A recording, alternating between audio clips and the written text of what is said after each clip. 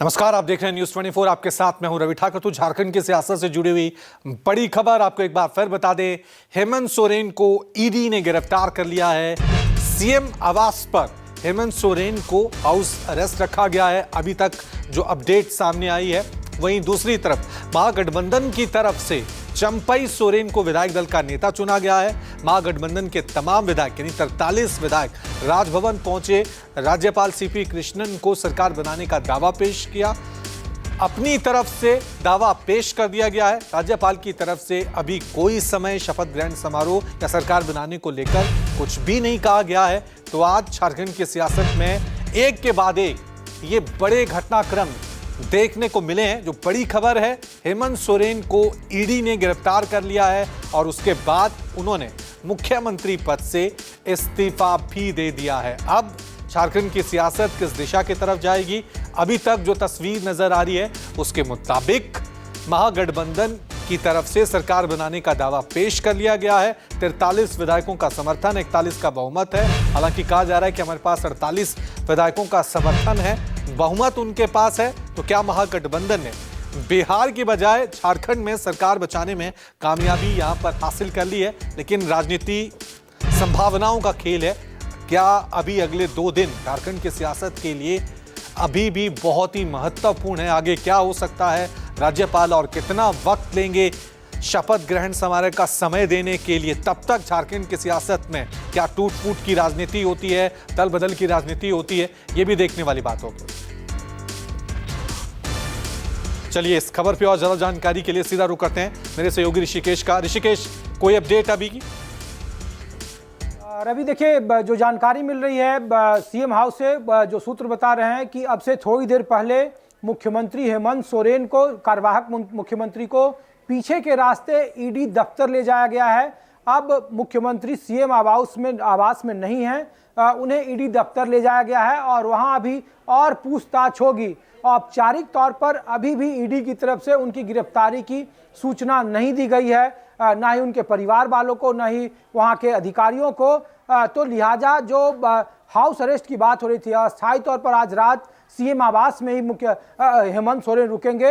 वो अब ईडी आवास में उनकी रात गुजरेगी, ईडी ऑफिस में उनकी रात गुजरेगी और अब मुख्यमंत्री आवास से पीछे के रास्ते उन्हें ईडी दफ्तर ले जाया गया है। वहां अभी भी ईडी अधिकारी उनसे पूछताछ करेंगे और फिर आगे की प्रक्रिया होगी। कल उन्हें विशेष अदालत में पेश किया जाएगा और फिर उनके रिमांड की प्रक्रिया पूरी होगी। कितना दिन का रिमांड मांगती है, क्या होता है, ये कल कोर्ट तय करेगा। लेकिन अभी फिलहाल अपने दर्शकों के लिए अपडेट यह है कि हेमंत सोरेन को ईडी दफ्तर ले जाया गया है, जहां अभी भी उनसे पूछताछ जारी है। ठीक है, तस्वीर अपने दर्शकों को बता दी। ये तस्वीर राजभवन के अंदर की है।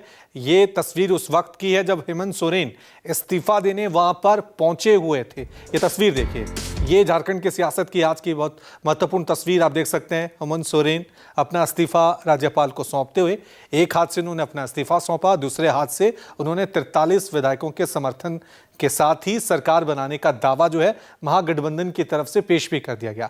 उनके साथ जो झारखंड के अगले मुख्यमंत्री हो सकते हैं, संभावित हैं चंपई सोरेन, क्योंकि उन्हीं को ही विधायक दल का नेता चुना गया है, वो भी इस दौरान मौजूद थे। हालांकि 43 विधायक राजभवन पहुंचे थे और ये कहा गया, जो विधायक अंदर गए थे इन्होंने कहा था कि राज्यपाल को कि हम आपको 43 विधायकों का ये समर्थन पत्र लाए हैं और 43 विधायकों को परेड भी अपने सामने करा सकते हैं। बहरहाल राज्यपाल ने कहा कि आपका ये लेटर उन्होंने ले लिया है, लेकिन अब सरकार बनाने को लेकर शपथ ग्रहण समारोह कब होगा, सरकार बनाने को लेकर कब आमंत्रित किया जाएगा, ये देखने वाली बात होगी। बहरहाल अभी की जो खबर है उसके मुताबिक हेमंत सोरेन इस्तीफा दे चुके हैं। इस्तीफा देने के बाद ही सरकार भंग हो जाती है। अब नई सरकार कब बनेगी, इसको लेकर राज्यपाल क्या करेंगे? क्या यहां पर झारखंड की सियासत में कोई नई संभावना, कोई बड़ा फेरबदल हो सकता है? हालांकि अभी तक बहुमत जो है वो महागठबंधन के साथ नजर आ रहा है।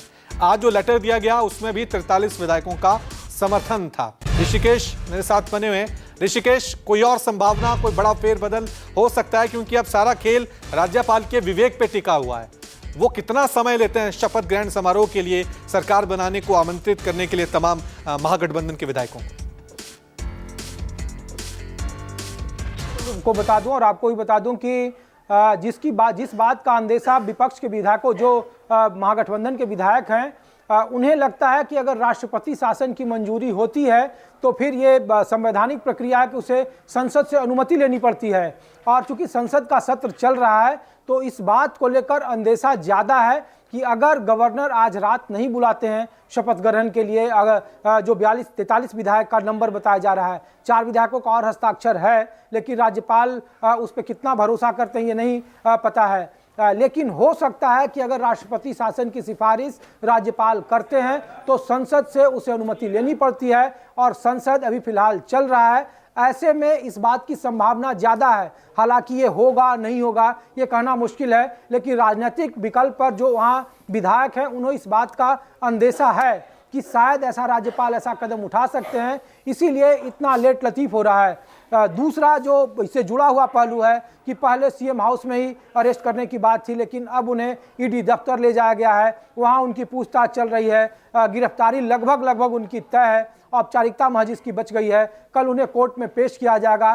तो अब हेमंत सोरेन ईडी के हिरासत में है, ईडी की गिरफ्त में है, अब वो कोई भी राजनीतिक प्रक्रिया में हिस्सा नहीं ले सकते हैं। राजभवन तक उनका ये आखिरी राजनीतिक प्रक्रिया में हिस्सेदारी थी और उसके बाद अब वो ईडी के गिरफ्त में, अब जो भी होगा कोर्ट के आदेश पर होगा। तो अब देखना है कि राज्यपाल अपने फैसले को कितना देर तक रोक कर रखते हैं, क्या वो इस फैसला लेने में किस तरीके से वो बात कर रहे हैं। कानूनी सलाहकारों से राय मशवरा किया जा रहा है, जो राजभवन के कानूनी सलाहकार हैं।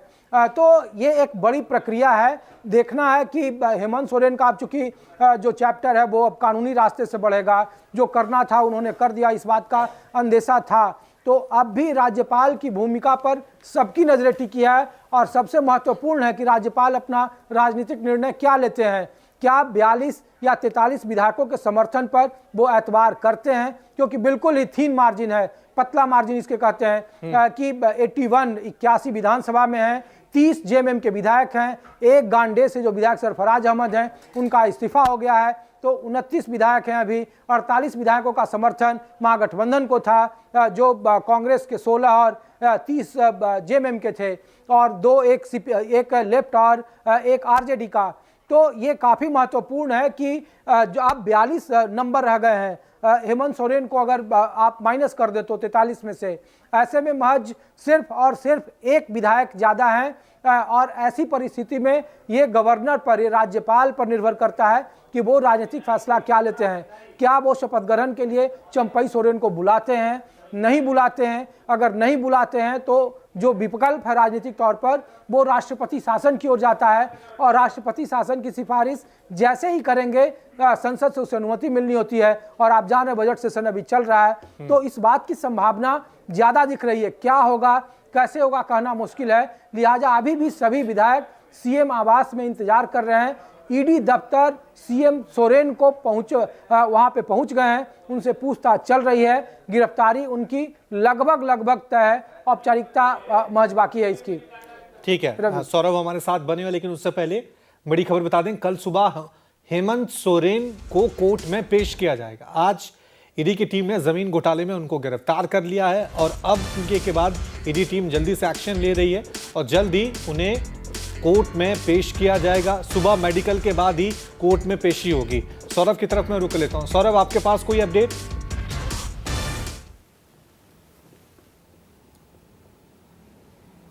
जी बिल्कुल, राजभवन से मुख्यमंत्री हेमंत सोरेन जो हैं वो पहले मुख्यमंत्री आवास जाना चाहते थे, लेकिन ईडी के अधिकारियों ने उन्हें अनुमति नहीं दी और उनका जो काफिला था, यानी मुख्यमंत्री का जो काफिला था, वो भले मुख्यमंत्री आवास पहुंच गया था, लेकिन हेमंत सोरेन को लेकर ईडी के अधिकारी जो हैं वो ईडी कार्यालय पहुंच चुके हैं और कल सुबह में पहले उनका मेडिकल किया जाएगा और उसके बाद ईडी का जो स्पेशल कोर्ट है वहां पर हेमंत सोरेन को पेश किया जाएगा और उसके बाद जेल भेजा जाएगा और उन्हें गिरफ्तार कर लिया गया है। भले ही ईडी के तरफ से अभी तक औपचारिक ऐलान नहीं किया गया है, लेकिन उनकी गिरफ्तारी जो है वह तय मानी जा रही है। इस वक्त हेमंत सोरेन जो हैं ईडी कार्यालय पहुंच गए हैं और ईडी के तमाम जो अधिकारी हैं जो उनसे पूछताछ कर रहे थे उनकी निगरानी में रात भर उनको रखा जाएगा। कल स्पेशल कोर्ट में उनकी पेशी होगी। दूसरी तरफ यह भी तय माना जा रहा है, हालांकि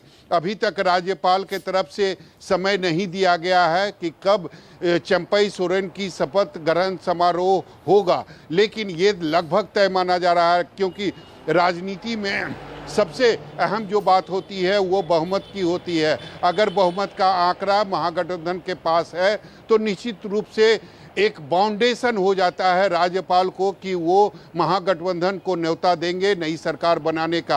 हालांकि महागठबंधन के तमाम जो विधायक हैं वो इस वक्त मुख्यमंत्री आवास में हैं, सभी एक साथ हैं, एकजुट हैं, यानी 43 जो महागठबंधन के विधायक हैं उनको आज रात भी मुख्यमंत्री आवास में ही रहना पड़ेगा। और निश्चित रूप से कल सारी तैयारी जो सारे विधायक हैं वो करके आए थे, क्योंकि पहले ही उनको मैसेज दिया जा चुका था कि जब आप मुख्यमंत्री आवास आएंगे, जब विधायक दल की बैठक होगी, तब आप अपने साथ कपड़े लेकर आएंगे।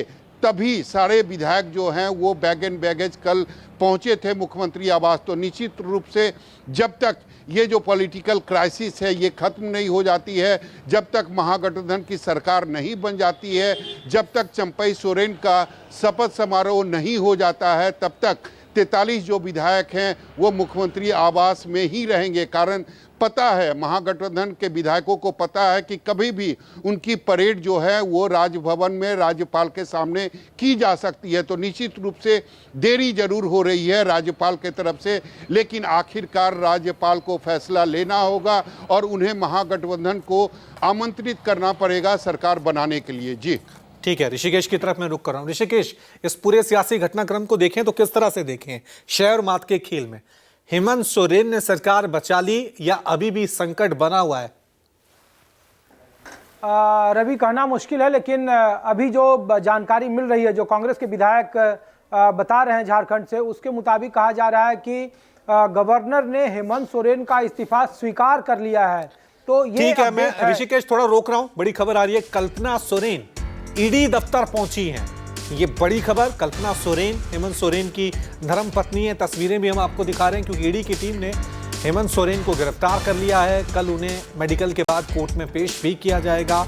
अभी जो, क्योंकि अब रात भर ये सियासी हलचल एक के बाद एक हमें देखने को मिल रही है। कल्पना सोरेन, इनका नाम पहले चल भी रहा था कि हो सकता है वो झारखंड की अगली मुख्यमंत्री हो, लेकिन बाद में चंपई सोरेन का नाम सामने आया। अभी ये तस्वीर आप देख रहे हैं ईडी दफ्तर के बाहर की।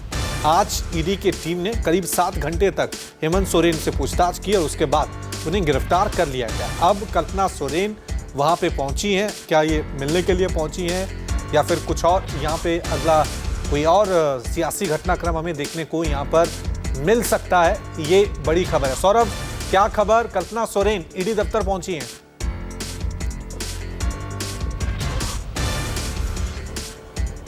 जी बिल्कुल, कल्पना सोरेन को पहले से यह उम्मीद थी कि हेमंत सोरेन जो हैं वो राज्य भवन के बाद वो मुख्यमंत्री आवास आएंगे, लेकिन जब उनको जानकारी मिली कि वो मुख्यमंत्री आवास नहीं पहुंचे, केवल मुख्यमंत्री का जो काफिला है वही मुख्यमंत्री आवास पहुंचा था, और उनको जानकारी ये मिली कि हेमंत सोरेन को ईडी के अधिकारियों ने ईडी कार्यालय लेकर गए हैं। उसके बाद वो मुलाकात करने के लिए, यानी अपने पति हेमंत सोरेन और झारखंड के मुख्यमंत्री हेमंत सोरेन से मुलाकात करने के लिए वो ईडी कार्यालय पहुंची है। अब ये देखना होगा कि ईडी के अधिकारी जो हैं उसकी अनुमति देते हैं या फिर नहीं देते हैं, लेकिन ये तय माना जा रहा है कि कल ईडी का जो स्पेशल कोर्ट है उसमें हेमंत सोरेन की पेशी होगी और उसके बाद उनको जेल भेज दिया जाएगा। निश्चित तौर पर सारे जो घटनाक्रम है, हालांकि कल्पना सोरेन को यह नहीं उम्मीद थी कि डायरेक्ट वो राजभवन से ईडी कार्यालय चले जाएंगे। उनको ये लग रहा था कि राजभवन से वो मुख्यमंत्री आवास आएंगे, और रात भर जो पहले से खबर आ रही थी कि रात भर उनको मुख्यमंत्री आवास में ही रखा जाएगा, लेकिन ईडी के जो अधिकारी थे उन्होंने अपना फैसला जो है वह तुरंत बदला और राजभवन से सीधा ईडी कार्यालय हेमंत सोरेन को लेकर चले गए। और जो जब उम्मीद इनकी खत्म हो गई और जब कल्पना सोरेन को ये पता चला कि हेमंत सोरेन यहाँ नहीं आए हैं, उसके बाद कल्पना सोरेन ईडी कार्यालय पहुँच गई है हेमंत सोरेन से मुलाकात करने के लिए। जी ठीक है। तो ये एक एक अपडेट, एक एक तस्वीर झारखंड के सियासी हलचल पर, घटनाक्रम पे हम आप तक पहुंचा रहे हैं। अभी तक जो बड़ी खबर आई है कल्पना सोरेन, क्योंकि हेमंत सोरेन को ईडी की टीम की तरफ से गिरफ्तार कर लिया गया है। उनकी धर्मपत्नी है, ईडी दफ्तर पहुंची हैं अपने पति से मिलने के लिए, क्योंकि इसके बाद एक लंबी कानूनी लड़ाई जो है वो हो सकता है सोरेन परिवार को यहाँ पे लड़नी पड़े। दूसरी तरफ राजनीतिक लड़ाई अब भी वहाँ पे जारी है। मेरे सहयोगी ऋषिकेश हमारे साथ बने हुए हैं। ऋषिकेश, कल्पना सोरेन, काफी समय से नाम चल रहा था कल्पना सोरेन, लेकिन आखिर में चंपई सोरेन के नाम पर सहमति बनी। ये मजबूरी कहें या वक्त की नज़ाकत की? हेमंत सोरेन ने समझा कि कोई बगावत ना हो, बहुमत को लेकर किसी तरह से पेच ना फंसे, इसलिए यह फैसला ले लिया गया। रवि, देखिए इसका दूसरा पहलू भी है, और दूसरा पहलू यह है कि जिस जमीन घोटाले में हेमंत सोरेन आज ईडी का सामना कर रहे हैं, उसी जमीन घोटाले में कल्पना सोरेन भी लिप्त हैं। उनका भी नाम म्यूटेशन जो होता है अधिकारी की तरफ से, उसमें उनका भी नाम है। और राजनीतिक तौर पर राजनीतिक सलाहकारों ने आखिरी वक्त में ये सलाह दी कि आपके बाद अगर कल्पना सोरेन को भी इसी तरह से जांच एजेंसियों का सामना करना पड़ेगा तो फिर जो पार्टी की साख है, जो राजनीतिक भूमिका है, उस पर बट्टा लग जाएगा और फिर एक गलत संदेश जाएगा परिवारवाद को लेकर, भ्रष्टाचार को लेकर। जब बीजेपी हमलावर होगी तो पार्टी को जवाब देना मुश्किल हो जाएगा। इसीलिए आखिरी वक्त में चंपई सोरेन का नाम आगे किया गया। चंपई सोरेन परिवार के काफ़ी वफादार माने जाते हैं। वो गुरुजी के साथ काफ़ी लंबे वक्त तक राजनीतिक तौर पर वो साथ रहे। एक बड़े ट्राइबल लीडर माने जाते हैं। कोल्हान जो सबसे बड़ा गढ़ है, खास करके जेएमएम का, तो एक राजनीतिक संदेश देने की कोशिश है कि आदिवासी अस्मिता पर कुठाराघात है, प्रहार है। इस वजह से चंपई सोरेन को आगे किया गया मुकाबले कल्पना सोरेन के। कल्पना सोरेन अभी शायद विधायक दल की नेता होती तो काफ़ी मुश्किल होता है और भी विधायकों को मनाने को लेकर, जो 4 विधायक जो बार बार गायब बताए जा रहे हैं, और ऐसी परिस्थिति में काफ़ी मुश्किल होती। इसीलिए कल्पना सोरेन की जगह पर चंपई सोरेन को आगे किया गया और एक बड़ा राजनीतिक निर्णय लिया गया। इसमें फिलहाल महागठबंधन आगे बढ़ता हुआ दिख रहा है। जो डैमेज कंट्रोल किया जा सकता था, ये बात बिल्कुल तय है रवि कि चाहे चंपई सोरेन भले ही मुख्यमंत्री बन जाए, लेकिन प्रधानमंत्री को चूंकि इसी बीच में 3 या 4 फरवरी को झारखंड जाना था, राजभवन में उनके रुकने का बाकायदा सब कार्यक्रम तय था, लेकिन आखिरी वक्त में उनके कार्यक्रम को टाल दिया गया। शायद उसकी बड़ी वजह आज पता चल रहा हो कि हेमंत सोरेन को गिरफ्तार कर लिया गया है, राजनीतिक अस्थिरता का मामला है। और अगर ऐसी परिस्थिति में वहां पीएम जाते तो पॉलिटिकल तौर पर बीजेपी को नुकसान हो सकता था। एक जो इमेज भ्रष्टाचार की गढ़ पाने में कामयाबी बीजेपी हासिल करती हुई दिख रही है इस ईडी के कार्रवाई के बाद, वो शायद थोड़ा सा पॉलिटिकली इन्हें माइलेज मिल जाता। इस वजह से कार्यक्रम वो टाल दिया गया। इसीलिए कल्पना सोरेन को भी आखिरी वक्त में पीछे किया गया, चंपई सोरेन को आगे किया गया। आदिवासी अस्मिता के नाम पर ही इसे आने वाले वक्त में राजनीतिक तौर पर भुनाने की कोशिश की जाएगी। और चंपई सोरेन चूंकि एक नया नाम नहीं है, इनके परिवार का नाम नहीं है, 5 बार से लगातार जिस सरायकेला जो जगह है, जो विधानसभा से वो आते हैं, 5 बार लगातार वो चुनकर आए। झारखंड में इसके पहले कभी भी पूर्ण बहुमत की सरकार नहीं रही, रघुवर दास के एरा को छोड़ दे तो गठबंधन की सरकार रही है। ऐसे में चंपई सोरेन एक साफ सुथरी छवि के नेता हैं। वो अर्जुन मुंडा से लेकर कई सरकार में वो मंत्री रहे, तो एक स्वच्छ छवि को आगे करने की कोशिश की गई, जिससे कि चुनाव में इस बात का राजनीतिक दबाव या जवाब दिया जा सके कि भ्रष्टाचार के खिलाफ बीजेपी की रणनीति क्या थी, और जिसका बार बार संकेत मल्लिकार्जुन खड़गे अपने ट्वीट के जरिए कर रहे हैं कि जो बीजेपी के साथ नहीं जाएगा वो जेल में जाएगा। तमाम विपक्ष के नेता आप अरविंद केजरीवाल की चर्चा कर रहे थे, नीतीश कुमार क्यों गए, इसको लेकर भी कई तरह की कहानियां हैं। जितने भी विपक्ष के नेता हैं, एक एक का जिस तरीके से उन पर केंद्रीय एजेंसियों की कार्रवाई हो रही है, उससे पूरा विपक्ष लामबंद दिख रहा है और सभी लोग एक सुर में बीजेपी और केंद्रीय एजेंसियों का विरोध कर रहे हैं। राजनीतिक तौर पर ये कितना वोटों में तब्दील हो पाएगा, नहीं हो पाएगा, कहना मुश्किल है। लेकिन झारखंड में पहले तौर पर, फौरी तौर पर महागठबंधन अपनी सरकार को बचाता हुआ दिख रहा है। अगर हेमंत सोरेन अचानक गिरफ्तार हो जाते, विधायक दल की बैठक नहीं हुई होती, विधायक दल का नेता नहीं चुना गया होता, तो निश्चित तौर पर उसमें कोई किंतु परंतु नहीं था। झारखंड में राष्ट्रपति शासन ही एक विकल्प था। राज्यपाल निश्चित तौर पर राष्ट्रपति शासन की सिफारिश करते और संसद उस पर अपना मुहर लगा देती। लेकिन अब चूंकि 43 विधायकों का समर्थन पत्र है। 47 विधायकों का दावा किया जा रहा है। 43 विधायक राजभवन के सामने मौजूद हैं, अभी वो मुख्यमंत्री आवास में हैं। ऐसे में राज्यपाल के लिए राजनीतिक निर्णय लेना एक तरफा आसान नहीं होगा, क्योंकि जिस तरीके से आप चंडीगढ़ में मेयर के चुनाव को देख लीजिए, जिस तरीके के राजनीतिक आरोप लगाए जा रहे हैं कि कैसे मानदंडों को ताक पर रखकर निर्णय लिए जा रहे हैं, तो ऐसे में काफ़ी मुश्किलों का सामना करना पड़ सकता था। महाराष्ट्र का आप एग्जाम्पल देखिए, राजस्थान में जो विधायकों की टूट फूट हुई उसका आप एग्जाम्पल देखिए कि कैसे कानूनी लड़ाइयाँ लड़ी गई, लेकिन बावजूद फौरी तौर पर फायदा बीजेपी को मिला। लेकिन झारखंड में परिस्थितियां बदली हुई है, विधायक दल का नेता चुन लिया गया है, विधायकों का समर्थन पत्र मिल गया है, झारखंड के सीएम ने अपना इस्तीफा दे दिया है और अब राज्यपाल पर यह राजनीतिक तौर पर नैतिक दबाव बनता दिख रहा है कि वो नई सरकार को बनाने का आमंत्रण वो दे और फिर नए सरकार का शपथ ग्रहण कराएं। क्या होगा, कैसे होगा, थोड़ा इंतजार करना पड़ेगा कि राज्यपाल अपना अंतिम फैसला क्या लेते हैं। लेकिन उन्होंने सार्वजनिक तौर पर ट्वीट के जरिए इस बात की जानकारी दी है कि हेमंत सोरेन ने इस्तीफा दिया है, जिसे वो स्वीकार कर चुके हैं। ठीक है, बिल्कुल बिल्कुल। अब निगाहें जो हैं वो सीपी कृष्णन जो झारखंड के राज्यपाल हैं उन पर टिकी हुई है। राज्यपाल का पद संवैधानिक होता है, संविधान जो कहता है, लेकिन संविधान ने इन तमाम मामलों को कि किसको सरकार बनाने का दावा पेश किया जाएगा, कब किया जाएगा, कोई विस्तृत व्याख्या नहीं है। इसलिए सारी कहानी जो है अब राज्यपाल के विवेक पर टिकी हुई है।